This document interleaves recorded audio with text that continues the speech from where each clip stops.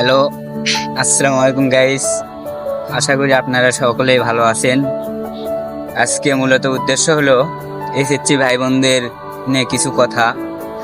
আজকে 10 জুলাই, রোজ বৃহস্পতিবার। আপনারা হয়তো জানেন আর কিছু ঘন্টা বাকি আছে, তারপরেই এসএসসি রেজাল্ট দিবে।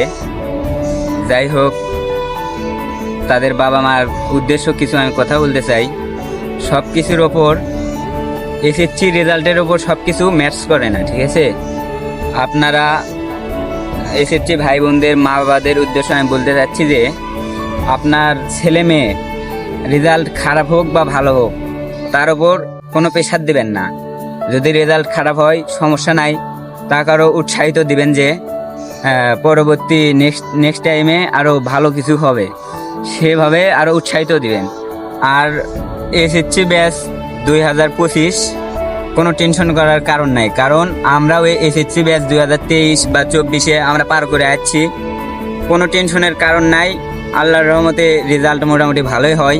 যারা এসএসসি দিছো ভাই বোনেরা, তোমরা কোনো টেনশন করো না, ইনশাল্লাহ তোমাদের রেজাল্ট ভালো হবে। আমাদের হালকা বিনোদন কমিটির থেকে ইনশাল্লাহ সবার প্রতি দোয়া ও ভালোবাসা রইল। রেজাল্ট ভালো হবে ইনশাল্লাহ, দোয়া রইল।